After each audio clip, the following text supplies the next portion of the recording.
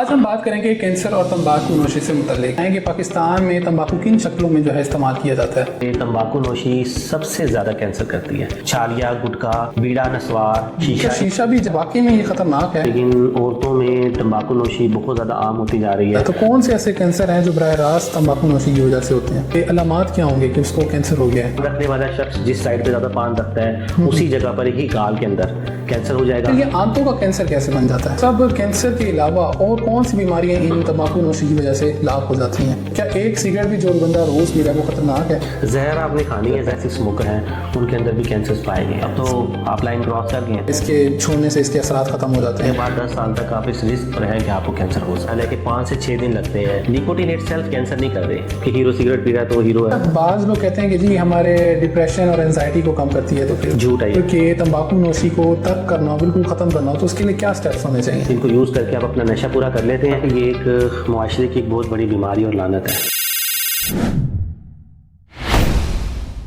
अस्सलाम वालेकुम नाजरीन, आप देख रहे हैं कैंसर स्पेशल क्लिनिक का पॉडकास्ट, जहां हम बात करते हैं सेहत और इंसानियत के उन पहलुओं पर जहां पे मरीज को कैंसर से मुतल्लिक समझने, सोचने और इन पर अमल करने का हौसला मिलता है। आज हम बात करेंगे कैंसर और तंबाकू नोशी से मुतल्लिक। पाकिस्तान समेत पूरी दुनिया में लाखों अफराद तंबाकू नोशी की वजह से कैंसर का शिकार हैं। इसी में हमारे पास सिगरेट, गुटखा, पान, ये चीज़ें भी शामिल हो सकती हैं। क्या वाकई इन सब चीज़ों से कैंसर हो रहा है कि हम इसको रोक कैसे सकते हैं? तो हमारे साथ मौजूद हैं डॉक्टर अतीक अनवर खान, जो हमें इन सब सवालात से आगाह करेंगे। अस्सलाम वालेकुम डॉक्टर साहब। वालेकुम सलाम। सबसे पहले तो ये बताएं कि पाकिस्तान में तंबाकू किन शक्लों में जो है इस्तेमाल किया जाता है? आज का टॉपिक बहुत अहम है, आपने चूज़ किया है क्योंकि तंबाकू नोशी सबसे ज़्यादा कैंसर करती है। आप कह सकते हैं कि सबसे ज़्यादा जो कैंसर हैं उनका रिलेशन डायरेक्टली तंबाकू नोशी के साथ है, यानी कि टोबैको के साथ है। तो आज हम इस प्रोग्राम में कोशिश करेंगे कि लोगों को बताएं कि तंबाकू नोशी कैसे मुज़र सेहत है। जो तंबाकू नोशी की किस्म का आपने पूछा है उसमें स्मोकिंग यानी कि सिगरेट, हुक्का, छालिया, गुटखा, बीड़ा, नस्वार, शीशा, इन सब में तंबाकू किसी न किसी सूरत में यूज़ होता है। ये तमाम टाइप्स हैं जिसको हम कह सकते हैं कि स्मोकिंग की एक शक्ल है। सही सही। अच्छा डॉक्टर साहब, अभी आपने बताया गुटखा, पान, लोग ये चीज़ें तो काफ़ी ज़्यादा इस्तेमाल कर रहे हैं और साथ में आज का नौजवान नस्ल है वो शीशे के ऊपर बहुत ज़्यादा आ गई है। तो क्या शीशा भी, जैसे आपने भी बताया, वाकई में ये ख़तरनाक है? जी बिल्कुल। शीशे में कहते हैं कि उसमें टोबैको यूज़ नहीं होता, लेकिन कुछ लोग शीशे में भी यूज़ करते हैं। लेकिन जहाँ नहीं भी यूज़ हो रहा वहाँ पे जो फ्लेवर यूज़ होता है, वो केमिकल यूज़ होता है, वो भी आपकी सेहत के नुकसानदेह है। और वो केमिकल आपके जिस्म के अंदर धुएं की सूरत में जा रहा है, वो भी आपके लंग्स यानी फेफड़ों में जा रहा है। तो बेसिकली फेफड़ों को तो वो भी धुआं डैमेज कर रहा होगा जो शीशे का है। तो शीशा आप कह सकते हैं कि टोबैको की तरह डायरेक्टली अगर रीज़न नहीं भी तो इनडायरेक्टली वो भी हो सकता है कि फेफड़ों का कैंसर कर रहा हो। सही। अच्छा डॉक्टर साहब, आम तौर पे लोग कहते हैं कि ख़वातीन में भी अब जो है ना रुझान तंबाकू नोशी का बढ़ रहा है, तो क्या ये बात सही है या गलत है? जी जी बिल्कुल। आपने देखा होगा कॉलेज यूनिवर्सिटीज़ में जहाँ लड़के सिगरेट पी रहे हैं वहाँ लड़कियों में भी रुझान बढ़ रहा है। रीज़न क्या है इसके लिए तो हम बात नहीं करेंगे, बहुत सारे फैक्टर्स हैं हमारे माशरे के, लेकिन औरतों में तंबाकू नोशी बहुत ज़्यादा आम होती जा रही है। और यही वजह है कि औरतों में भी अब वो तमाम कैंसर्स पाए जाते हैं जो तंबाकू नोशी की वजह से पहले सिर्फ मर्दों में नज़र आते थे। अच्छा डॉक्टर साहब, अभी जैसे आपने बताया कि तंबाकू नोशी जो है वो बढ़ता जा रहा है, तो कौन से ऐसे कैंसर हैं जो बराह रास्त तंबाकू नोशी की वजह से होते हैं? अगर हम देखें तरतीब में कि कौन कौन से कैंसर हैं जो तंबाकू नोशी से बढ़ रहे हैं या हो सकते हैं, तो हम मुंह से शुरू करेंगे। होंठ, जुबान, मुंह के अंदर का हिस्सा, हल्क, खुराकी नाली, सांस की नाली, फेफड़े, मैदा, आंत, मसाना, ये तमाम जगह जो हैं इसमें डायरेक्टली तंबाकू नोशी कैंसर की वजह बनती है। हम ये नहीं कह सकते हैं कि जो सिगरेट पीता है उसे इनमें से कोई एक कैंसर हो सकता है। अच्छा डॉक्टर साहब, जैसे अभी आपने बताया मुंह का और इन बाकी चीज़ों का, तो मुंह और फेफड़े और इन चीज़ों के अलामात क्या होंगे कि उसको कैंसर हो गया है? देखिए, जो लोग सिगरेट पीते हैं या फिर पान खाते हैं या गुटखा इस्तेमाल करते हैं, तो जिस एरिया में सिगरेट पीने वाले को तो साज़ है कि इनकी वजह से बेसिकली क्या होगा कि मुंह के अंदर कोई एक ऐसा जख्म, छाला या फोड़ा जिसे कहते हैं बन जाएगा, तो ठीक नहीं हो रहा होगा। सही। किसी भी शख्स के मुंह के अंदर, जुबान के अंदर, जुबान के नीचे किसी जगह पर कोई ऐसा दाना, फोड़ा बनता है जो कि मेडिसिन लेने की वजह से या इलाज करने की वजह से ठीक नहीं हो रहा, तो इसका मतलब है कि हो सकता है ये कैंसर हो। तो आपको फौरी तौर पे इसके बारे में अपना डॉक्टर से रुजू करना पड़ेगा और अपना इलाज करवाना पड़ेगा। दूसरे नंबर पे जिस जगह पर लोग नस्वार या बीड़ा रखते हैं दांत के नीचे, उस जगह पर कैंसर बन जाता है। वो जब लोग आते हैं तो वही जगह पर एक बहुत बड़ी रसोली होती है और वो बताते हैं कि हम यहाँ पर बीड़ा रखते थे। पान रखने वाला शख्स जिस साइड पे ज़्यादा पान रखता है उसी जगह पर ही गाल के अंदर कैंसर हो जाएगा, और जब वो आता है तो वही जगह जो है वो कैंसर में तब्दील हो चुकी होती है। और इन लोगों में सबसे बड़ा जो एक प्रॉब्लम नज़र आता है, जो कि उनकी ज़िंदगी के लिए अजाब बन चुका होता है, वो ये कि उनका मुंह नहीं खुलता। आप पूरा मुंह खोलते हैं, उनका मुंह इतना कम खुल रहा होता है कि वो स्ट्रॉ से पानी पी रहे होते हैं। वो खाना खाना तो दूर की बात, वो पानी भी सही से नहीं पी सकते। तो बेसिकली उनके पान खाने की वजह से उनके मसल्स जो हैं उनके अंदर वो जो लचक है ख़त्म हो चुकी होती है, और साथ में फिर ऊपर से कैंसर हो चुका होता है। तो वो लोग एक कंप्रोमाइज लाइफ गुजार रहे होते हैं, तो इतना बड़ा नुकसान कर चुके होते हैं। तो हमें समझ नहीं आती कि लोग अपने साथ अपने अंदर इतना बड़ा मर्ज और इतनी बड़ी मुश्किलात कैसे पैदा कर लेते हैं। अच्छा डॉक्टर साहब, अभी जैसे आपने बताया तंबाकू नोशी का, तो उसमें जब कोई शख्स सिगरेट पीता है तो वो धुआं जब अंदर लेकर जाता है तो उसी धुएं को वो फेफड़ों से दोबारा बाहर निकाल देता है, तो फिर ये आंतों का कैंसर कैसे बन जाता है? देखिए, जो सिगरेट पी रहा है उसका धुआं तो फेफड़ों में जा रहा है, वो फेफड़ों का कैंसर करेगा, सांस की नाली का कैंसर करेगा, मुंह का कैंसर करेगा। जहाँ तक बात आई थी आंतों की और मसाने की, खुराक की नाली की, तो हमने बात की है स्मोकलेस टोबैको की, बीड़ा नस्वार, जो हम डायरेक्टली टोबैको रख रहे हैं गुटखे की सूरत में।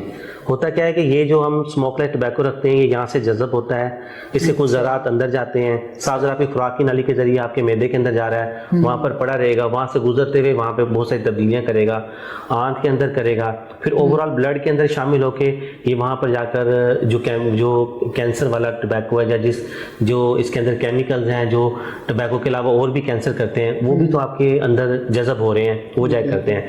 फिर जो स्मोकलेस टोबैको है ये बेसिकली क्या करते हैं, मसाने के अंदर इकट्ठा हो जाता है। सही। लोग पेशाब नहीं करते काफ़ी देर तक, वहाँ पे वो इकट्ठा रहता है, वो रह के वहाँ पे उसकी रगड़ से कुछ ऐसी चेंजेस आ जाती हैं, ऐसी तब्दीलियाँ आ जाती हैं कि कुछ अर्से बाद मसाने का कैंसर हो जाता है।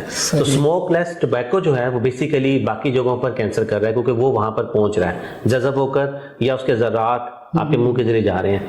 लेकिन जो स्मोकिंग है वो कर रही है मुंह का कैंसर, सांस की नाली का कैंसर और फेफड़ों का कैंसर। सही।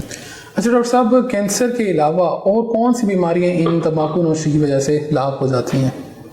तंबाकू नोशी की वजह से आप कह सकते हैं कि दमा हो सकता है। इन लोगों को आमतौर पे जितने लोग हमारे पास आते हैं या ऑलरेडी इनको दमे की शिकायत होती है। ये सिगरेट का दमा होता है, एक होता है सीजनल दमा, ये तंबाकू नोशी वालों को एक अलग दमा, जिसे COPD का कहते हैं। परमानेंट डैमेज है लंग्स की, सारी ज़िंदगी रहती है, और वक्त के साथ साथ इंसान को सांस की तकलीफ बढ़ती रहती है। तो ये भी एक बहुत बड़ी बीमारी है जो साथ चल रही होती है और पेशेंट की लाइफ कॉम्प्रोमाइज़ हुई होती है। सही। अच्छा, आम तौर पे लोगों को मना किया जाए तो वो कहते हैं हम तो थोड़ी सी पी रहे हैं, या जैसे एक सिगरेट पी रहे हैं, तो क्या एक सिगरेट भी जो बंदा रोज़ पी रहा है वो ख़तरनाक है? जहर आपने खानी है, जहर से बंदा मर जाता है। आप चाट लें तो भी बंदा मर जाएगा, आप एक चम्मच ले लें तब भी बंदा मर जाएगा। अभी फैसला आपने करना है कि आपने जहर लेनी है या नहीं लेनी, बस ये फैसला आपका करना है। अच्छा डॉक्टर साहब, आम तौर पे अब जो जैसे आपने भी बताया तंबाकू नोशी से काफ़ी ज़्यादा फैल रहा है, क्या हर तीसरा कैंसर जो है वो तंबाकू नोशी की वजह से हो रहा है? जैसे मैंने आपको बताया तो तकरीबन 70% कैंसर जो है उनकी रीज़न जो है वो तंबाकू नोशी है। अच्छा। तो आप कह सकते हैं कि दूसरा, तीसरा या चौथा कैंसर स्मोकिंग से हो रहा है, क्योंकि जब इतनी परसेंटेज हाई है और मोस्टली कैंसर हो ही टोबैको से रहे हैं, तो मेरा ख्याल है कि तकरीबन हर तीसरा कैंसर इस वजह से हो रहा होगा। सही। अच्छा डॉक्टर साहब, क्या पैसिव स्मोकिंग भी खतरनाक है, यानी कि दूसरे का जब धुआं हम अंदर इनहेल करते हैं? जी बिल्कुल, क्योंकि वो धुआं जो है वो भी तो आलूदा है। तो पैसिव स्मोकिंग में भी हमने देखा है कि जो लोग बहुत लंबे अर्से तक पैसिव स्मोकर हैं उनके अंदर भी कैंसर्स पाए गए हैं। सही। डिफरेंट किस्म कैंसर उनको भी हो सकता है, जो कि कॉमनली लंग कैंसर यानी फेफड़ों कैंसर उनमें हो चांसेस हैं, लेकिन बहुत लंबा अर्सा चाहिए पैसिव स्मोकर को कि उसके कैंसर हो, लेकिन उनको ये हो सकता है। सही। अच्छा डॉक्टर साहब, आमतौर पे अब ये भी देखा जाता है कि घर का सरबराह जब है वो पी रहा होता है सिगरेट या तंबाकू नोशी, कोई भी वो कर रहा है, तो जब घर का सरबराह यानी कि बाप अगर तंबाकू नोशी में मुलविस है तो बाकी घर वालों पे क्या असर पड़ता है? एक तो उसके बच्चे जो हैं वो सिगरेट पियेंगे बड़े होकर, क्योंकि उन्होंने अपने वालिद को देखा है सिगरेट पी रहे हैं, तो उनको लगता है कि ये बुरी बात नहीं है। तो आपके घर में सिगरेट पीने का मतलब है कि आपके बच्चे आपसे सोबत लेंगे कि ये अच्छी चीज़ है, तो वो भी स्मोकर बनेंगे। दूसरा, पैसिव स्मोकिंग सारे घर के लिए प्रॉब्लम क्रिएट कर सकती है। सही।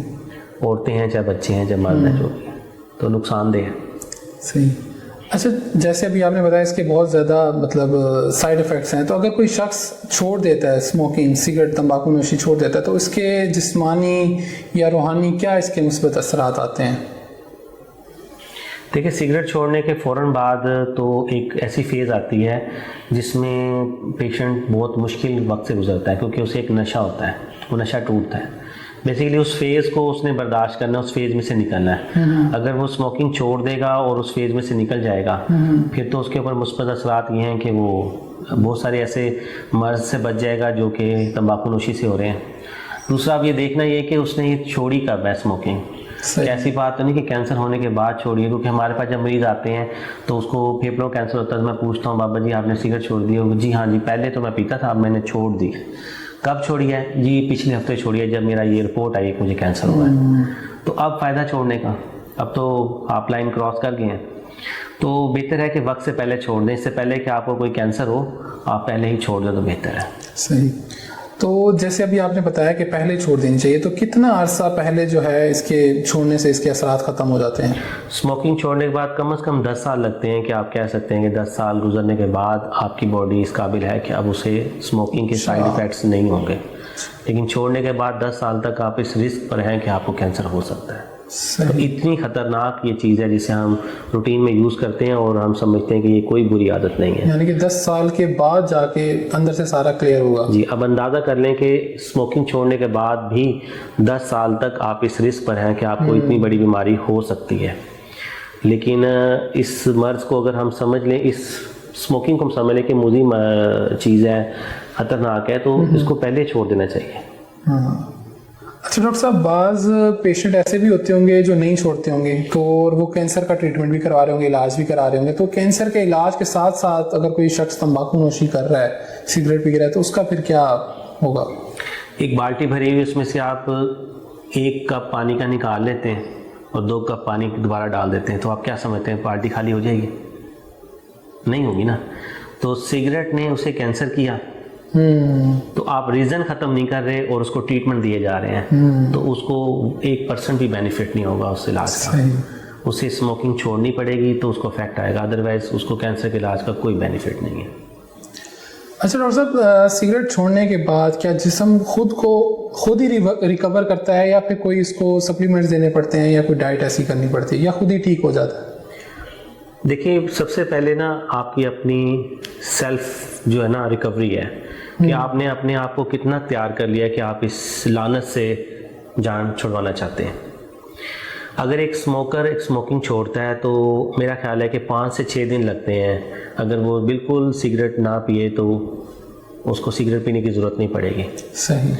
इसके अलावा बहुत सारे ऐसे कुछ मेडिसिन्स हैं जो दी जाती हैं जिससे आपके वो जो एंजाइटी फैक्टर बढ़ जाता है उसको कम कर लिया जाए।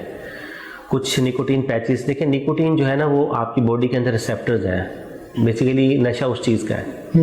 निकोटीन इटसेल्फ कैंसर नहीं कर रहे, कैंसर कर रहा है तंबाकू, और उसके अलावा उसके अंदर स्मोकिंग में टार और बहुत सारे केमिकल्स हैं जो कैंसरस हैं, जो कैंसर की वजह बन रहे हैं। निकोटीन तो बेसिकली एक नशा है जो आपके जिस्म में रिसेप्टर्स के साथ लग के आपको नशा कर देता है, आपको आदत डाल देता है उसकी।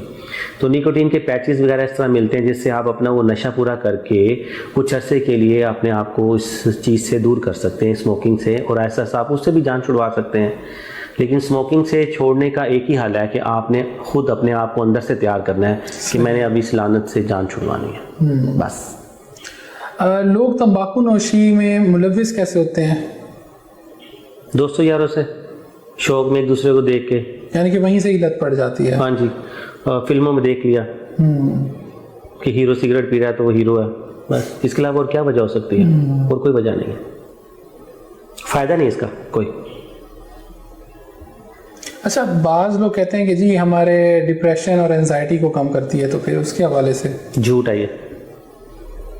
एंजाइटी डिप्रेशन कम नहीं करती बल्कि बढ़ाती है। पहले आप सिगरेट शुरू करते हैं, फिर जब आप सिगरेट नहीं पीते तो उस नशे से आपको एंजाइटी डिप्रेशन होता है, फिर आप मजबूर होकर पीते रहते हैं, फिर आप कहते हैं कि हम गम को ख़त्म करने के लिए सिगरेट पी रहे हैं, बेसिकली गम बढ़ाने के लिए पी जा रही होती है। तो ये सारी बातें फजूल हैं। ये एक नशा है, शौक में शुरू किया जाता है और फिर आप पीते रहते हैं। इसके अलावा इसकी कोई रीज़न नहीं है, ये कोई दवाई नहीं है, इसके पीने से आपके जिस्म को कोई फ़ायदा नहीं हासिल होता। इसलिए ऐसी बातें कहना बिल्कुल गलत है कि ये किसी वजह से पी जाती है। सही। अच्छा डॉक्टर साहब, ये बताएं अब कि तंबाकू नोशी को तर्क करना हो, बिल्कुल ख़त्म करना हो, तो उसके लिए क्या स्टेप्स होने चाहिए? सबसे पहले तो वही मैंने आपको पहले बताया कि खुद अपने आप को तैयार करना है ज़हनी तौर पर कि मैंने इस नशे को छोड़ना है, ठीक है, तो ही छूटेगा। कोई डॉक्टर नहीं छोड़ सकता है, छुड़वा सकता, कोई दवाई नहीं छुड़वा सकती, क्योंकि जब आपने खुद ज़हन नहीं बनाया होगा तो फिर आप चुप के सिगरेट पीते रहेंगे बावजूद इसके कि आपका ट्रीटमेंट हो रहा हो। इसलिए निजात सेंटर्स, साइकोलॉजी के और साइकेट्री के वार्ड में आपने मरीज पड़े हुए देखे होते हैं, 4 दिन के लिए आते हैं, ठीक होते हैं, जाते हैं, फिर पकड़े जाते हैं, पता चलता है फिर नशा कर रहे हैं। सो बेसिकली आपने खुद अपने आप को तैयार करना है कि आपने क्या इस नशे से जान छुड़वानी है। पहला स्टेप ये है। दूसरे नंबर पे स्टेप ये है कि आपको कुछ मेडिसिन्स दी जा सकती हैं, काउंसलिंग की जा सकती है। बहुत सारे काउंसलिंग के सेंटर्स बने हुए, आप वहाँ जाएँ, वो आपको काउंसलिंग करेंगे, आपको बताएंगे, इनकरेज करेंगे कि इसको कैसे छोड़ना है, अपनी कुछ आदतें चेंज करनी पड़ती हैं।